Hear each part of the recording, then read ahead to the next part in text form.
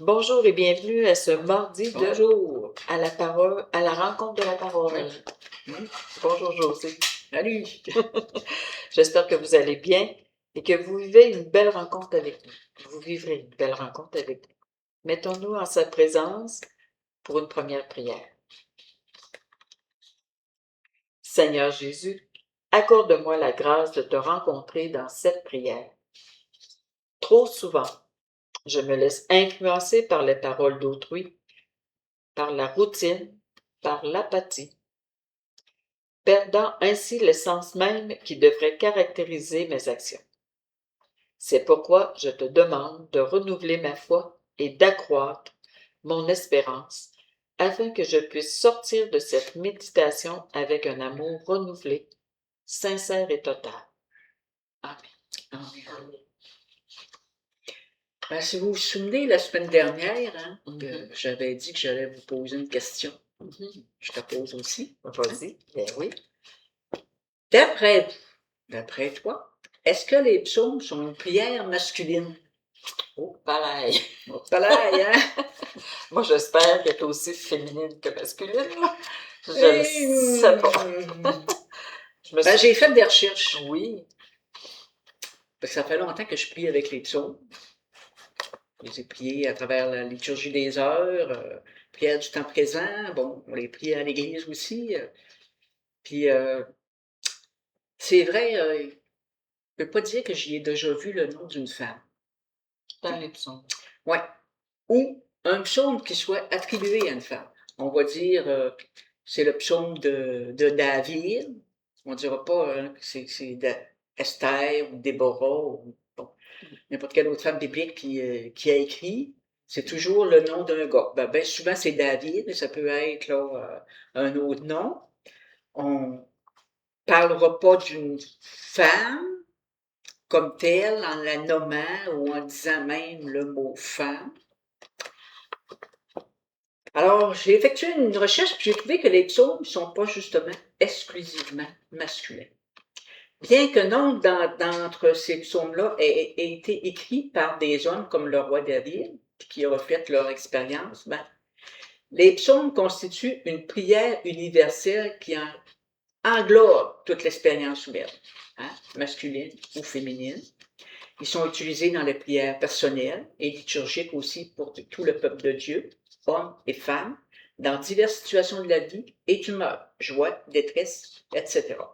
Alors, mais si je comprends bien, c'est un peu des deux, sans les nommer. Il n'est pas fini. C'est pas fini, ok, je m'excuse. Mais il ne faut pas oublier que dans le temps qui ont été écrits, la femme n'existait pas pour la culture juive. Même un petit enfant, ça n'existait pas. C'était quand le garçon faisait sa bar mitzvah vers 12-13 ans, là, il devenait un homme, puis là, il existait. Mais avant ça, c'était comme si les femmes, il n'y en avait pas, les enfants, il n'y en avait pas. Il n'y avait pas de parole. Moi, c'était toujours l'aspect masculin là, qui était amené. Alors, il n'accordait pas aux femmes ni statut, ni reconnaissance officielle dans leurs institutions. Bon, j'ai quasiment envie de dire, ça ressemble un petit peu encore à l'autre, là. On est moins pire quand même, un petit peu. J'ai lu aussi que le mot femme n'est employé que 2 fois, puis de manière indirecte, et jamais au pluriel. Cependant, il en est question quand on réfère à certains types de femmes. On va dire la jeune fille, l'épouse, la mère, la servante, la veuve. Mais jamais Déborah, Marie, Myriam ou la femme. Non, c'est toujours, on décrit le type de la femme, mais pas la personne là, elle-même, son nom ou ce qu'elle est, une femme. T'sais. Alors, je pense qu'on serait dû pour l'écriture de nouveaux psaumes. Je vous lance le défi.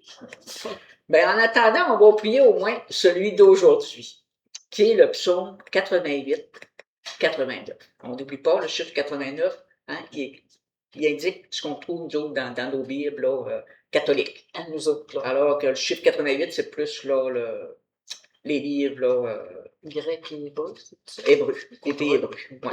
Okay. Ouais. Alors, si on répond, j'ai trouvé David, mon serviteur. Autrefois, tu as parlé à tes amis Dans une vision, tu leur as dit, j'ai donné mon appui à un homme d'élite, j'ai choisi dans ce peuple un jeune homme. J'ai trouvé David, mon serviteur. J'ai trouvé David, mon serviteur, je l'ai sacré avec mon huile sainte, et ma main sera pour toujours avec lui, mon bras fortifiera son courage. J'ai trouvé David, mon serviteur. Il me dira, tu es mon Père, mon Dieu, mon roc et mon salut. Et moi, j'en ferai mon fils aîné, le plus grand des rois de la terre. J'ai trouvé David, mon serviteur. Alors, on avait un bel exemple, hein? On ne dit pas, j'ai trouvé le petit garçon roux, là, tu sais, qu'on est allé chercher, là, le fils de Jessé, tout ça, hein? On dit David. Ouais. Il est vraiment nommé par son nom. Et voilà. Mais c'est bien quand même qu'on fasse ces petits parallèles-là. Ça nous fait voir. Oui. C'est comme souvent le mot homme revient, mais homme veut dire humain. Oui. Homme et femme. Dans le temps, c'est encore ça beaucoup. Fait que, en tout cas, moi, quand je l'entends, je le complète. Oui, ben, je le complète. Homme et femme. Si je regarde en écrivant dans le prion puis le vie liturgique, c'est quelque chose qui nous est demandé, hein? Hommes et femmes, ceux et frères celles, frères et sœurs, ou de marquer la personne, les gens, ça, tu sais. Mais toujours mettre le côté aussi là, féminin. Alors, le commentaire, ce n'est pas un psaume de David, mais il fait référence à David. L'auteur se remémore les engagements fermes de Dieu envers David. Dieu ne rejettera jamais la lignée davidique, même si à l'occasion il devra châtier tel roi à cause de ses infidélités. Par Jésus-Christ, nous pouvons dire que la promesse de fidélité de Dieu à David a été tenue. Oui, c'est vrai. C'est-à-dire que si on prenait le temps de lire toute l'histoire de David, on arriverait à la conclusion. Comme ça. Hein? Puis, quand il dit que il va châtier dans la descendance de David, dans sa lignée, c'est vrai, parce qu'on a eu David, on a eu Salomon, mais après ça, les autres, là... ils n'ont pas resté aussi marquants que... Non, on n'a pas eu la fidélité, même si... bon, David a eu il a commis des erreurs, mais il est toujours quand même resté attaché à Dieu. Tandis que dans ses descendants, jusqu'à en tout cas Joseph, ça n'a pas toujours été le cas, c'est ça. C'est ça, David et Salomon. J'ai un petit livre à la maison, j'ai eu à aller dans ce petit livre-là, justement, pour voir l'histoire du roi David et Salomon. On a assez des brides, mais on ne sait pas le fond. C'est ce que j'ai lu. Il y a eu des affaires difficiles aussi à traverser, mais il est resté fidèle. Oui. C'est bien.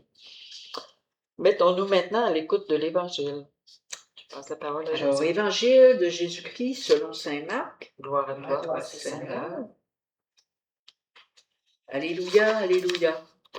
Que le Père de notre Seigneur Jésus-Christ ouvre à sa lumière les yeux de notre cœur pour que nous percevions l'espérance que donne son appel. Alléluia. Alors, le texte nous dit, un jour de sabbat, Jésus marchait à travers les champs de blé. Et ses disciples, chemin faisant, se mirent à arracher des épis. Les pharisiens lui disaient, « Regarde ce qu'ils font le jour du sabbat, cela n'est pas permis. » Et Jésus leur dit, « N'avez-vous jamais lu ce que fit David lorsqu'il fut dans le besoin et qu'il eut faim, lui-même et ceux qui l'accompagnaient? Au temps du grand prêtre Abiatar, il entra dans la maison de Dieu et mangea les pains de l'offrande que nul n'a le droit de manger, sinon les prêtres, et il en donna aussi à ceux qui l'accompagnaient. Il leur disait encore, le sabbat a été fait pour l'homme, et non l'homme pour le sabbat. Voilà pourquoi le Fils de l'homme est maître même du sabbat. Acclamons la parole de Dieu. Louange à toi, Seigneur Jésus. Alors, premièrement, le sabbat était destiné à aider les gens et non à les accabler. Contrairement au labeur quotidien intense des esclaves en Égypte, la loi mosaïque prescrivait aux Israélites, aux Hébreux, de se reposer un jour par semaine. La loi des pharisiens a transformé le sabbat en un fardeau, en y ajoutant des restrictions qui allaient au-delà de ce que la loi de Dieu énonçait. Faut pas oublier, hein, la loi donnée par Dieu à Moïse, c'est quoi? Les 10 commandements. Mhm. Mais les pharisiens, là, puis toute cette clique-là, ils en ont fait quoi? Une loi de 600, je pense que c'est Ouais, 600, c'est ça. ben 610 puis 620, en tout cas, règlements, tout ça, là. De ces 10 commandements-là, ils l'ont compliqué. Fait la que, chose, hein. tu sais, quand on dit ils ont transformé le sabbat, ben c'est ça, là, le sabbat avait plus Ils s'en servaient pour accuser accabler les gens. la raison pour laquelle Dieu l'avait donné, que le samedi, dans le cas des Juifs, là, que c'était un jour de repos, là, eux autres, ils ont tous détourné ça, là. C'était plus ça du tout, là. Alors, la loi des pharisiens a transformé le sabbat en un fardeau en y ajoutant des restrictions qui allaient au-delà de ce que la loi de Dieu énonçait. Cueillir un épi de blé et le piquer en traversant un champ ne devait pas être considéré comme une moisson, comme les pharisiens tentaient de le faire croire. Les disciples n'avaient pas transgressé la loi de Dieu face à un besoin humain urgent. Les normes rituelles peuvent et doivent céder le pas au bien-être des personnes.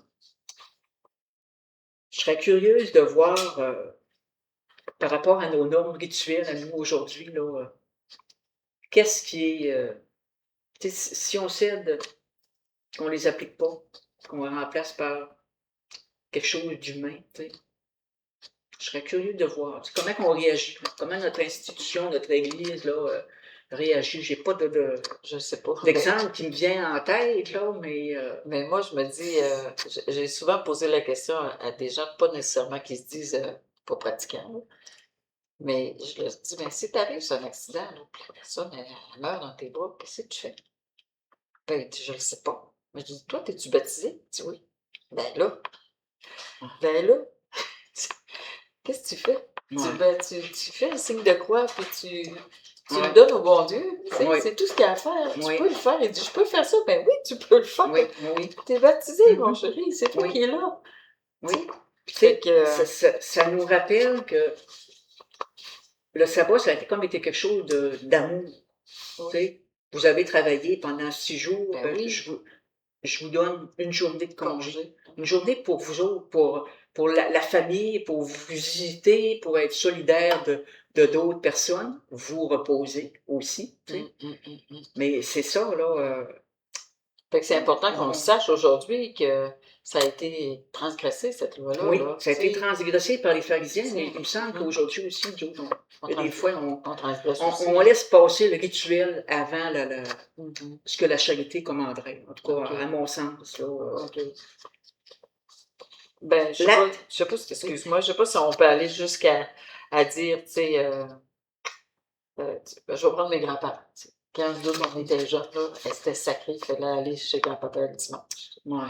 OK. Il y a eu quelques fois que mes parents, ça ne donnait pas et qu'ils n'étaient pas contents. Tu sais. Ouais. Mais en même temps, ils se sont assouplis. Ils ont compris. Et les enfants y arrivaient de plus en plus, puis c'était plus Ouais. aussi facile qu'au début. Fait que les grands-parents, ils ont fini par comprendre. Hein? Mais tu vois, quelque chose qui me vient en Plus qu'ils tête, c'est s'ajustent. que dans le temps de nos grands-parents, les femmes devaient enfanter, puis Ben oui, enfanter, puis enfanter, puis mm, enfanter. mm. Puis je disais quelque chose, c'est je pense que c'est en Yougoslavie, en tout cas, celui qui était le dirigeant, là, Ceausescu, ou en tout cas, je ne sais pas comment il le prononce, là, il fallait que les femmes aient au moins 5 enfants, minimum, tu sais. Puis si on regarde par rapport à nos grands-parents, combien de femmes sont mortes parce qu'il fallait qu'ils enfantent encore. Alors, tu sais, que le médecin disait non, vous ne pouvez plus en avoir, c'est trop dangereux. La prochaine fois, là, vous allez mourir, puis l'enfant va probablement mourir aussi. Mais non, l'Église disait c'était ça, puis ça. Ben, je pense que là, c'en est un bel exemple de. On a fait passer le sabbat avant la personne. Avant la personne. Tu sais, on a transgressé, on a transformé le sens donné par Dieu. Puis, mais heureusement que ça s'est amélioré beaucoup. Oui, heureusement que ça s'est amélioré, oui, beaucoup, mais il y a peut-être encore bien des choses, des fois, c'est qu'il faudrait qu'on se dise, attends un peu, là, Je suis juste sur, rien que sur le rituel, puis que le rituel, je vais le faire passer avant tout, ou l'autre, mon prochain passe avant, un peu comme on a l'évangile du bon samaritain, hein, Oui. qui est un bel exemple aussi là, de ça. Alors, l'acte de David, là, de prendre là, des épis de maïs, ne fut pas condamné car il répondait à une nécessité impérieuse. Et Jésus utilise ce précédent pour légitimer les actions de ses disciples et pour rappeler aux pharisiens le but originel là, du sabbat. Alors, Jésus nous transmet un message similaire dans Marc 3, le chapitre 3, les versets 1 à 6, aussi dans Matthieu, chapitre 12, les versets 9 à 14, dans Luc, le chapitre 6, les versets 6 à 11. Alors, dans Marc, lorsqu'il guérit un homme le jour du sabbat. Alors, les pharisiens qui voulaient l'accuser l'observèrent attentivement, tandis qu'il répondait à l'homme à la main paralysée. Il leur dit, est-il permis le jour du sabbat de faire du bien ou de faire du mal, de sauver une vie ou de la perdre? Mais on le sait dans le texte, hein, les pharisiens, les gens de la loi, ils ont rien répondu, ils ont gardé le silence. Alors, le sabbat, il n'a pas été conçu pour accabler les gens, mais pour alléger leur fardeau. Interdire les actes de miséricorde et de bonté là, le jour du sabbat, ben, c'est contraire à toute justice, c'est contraire à l'amour de Dieu. Jésus, Seigneur du sabbat, a agi avec droiture, puis a guéri l'homme, ce qui a provoqué la conspiration des pharisiens puis des hérodiens là, qui ont décidé qu'il fallait qu'il meure. La déclaration finale de Jésus est puissante. Le Fils de l'homme est maître, même du sabbat. Ce titre qu'il utilise pour désigner lui-même souligne son autorité divine puis son rôle messianique.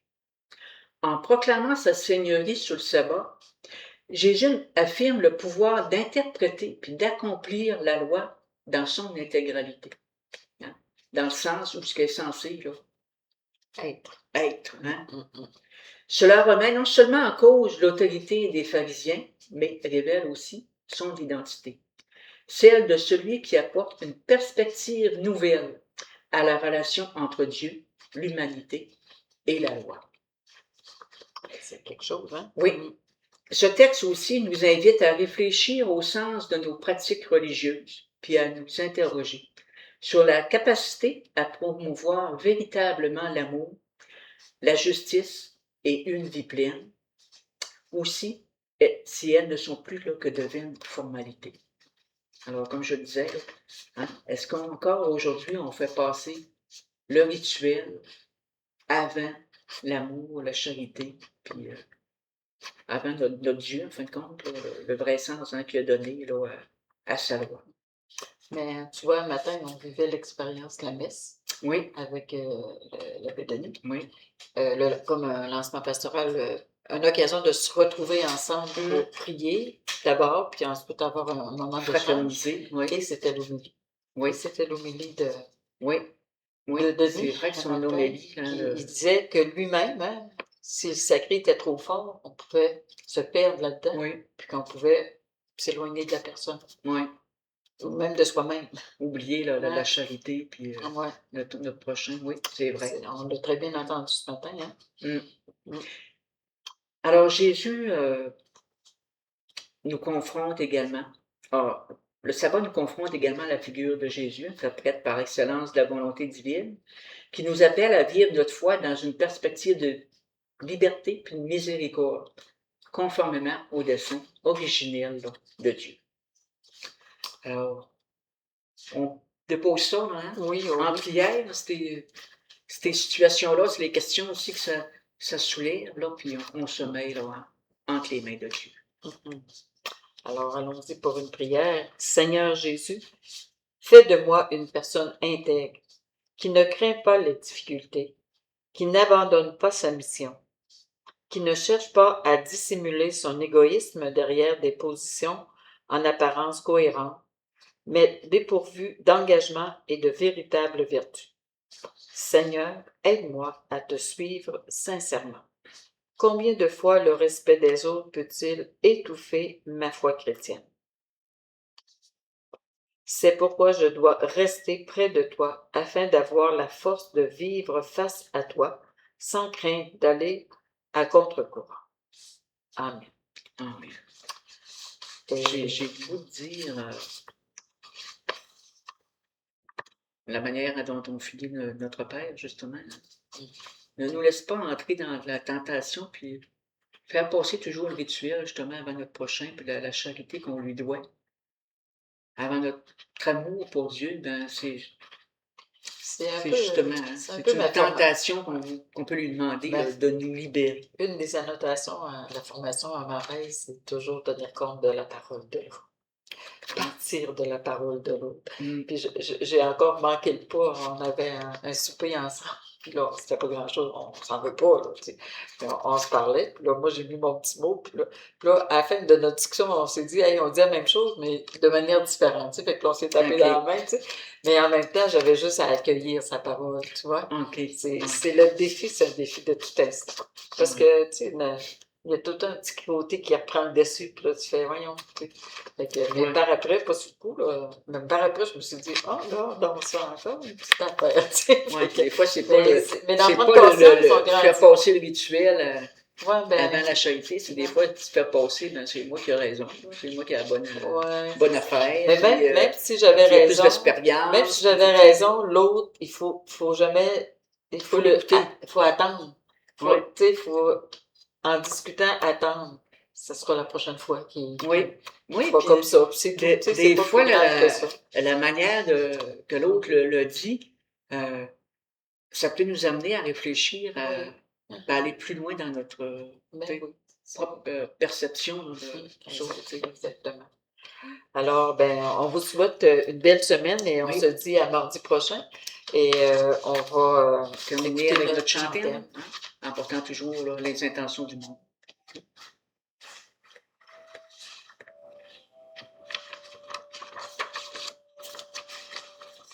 Parole et présence, lumière et vérité, un bouquet de silence qui fleurit dans la paix.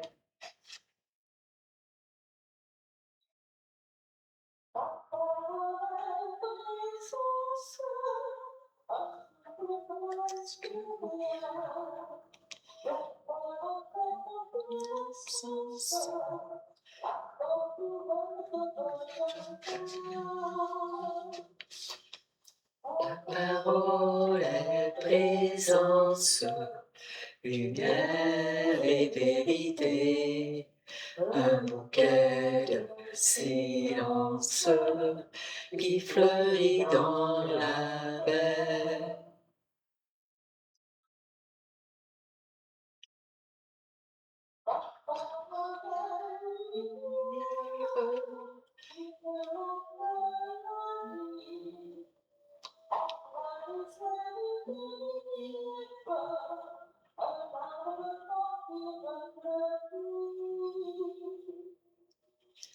Ta parole est présence, lumière et vérité, un bouquet de silence qui fleurit dans la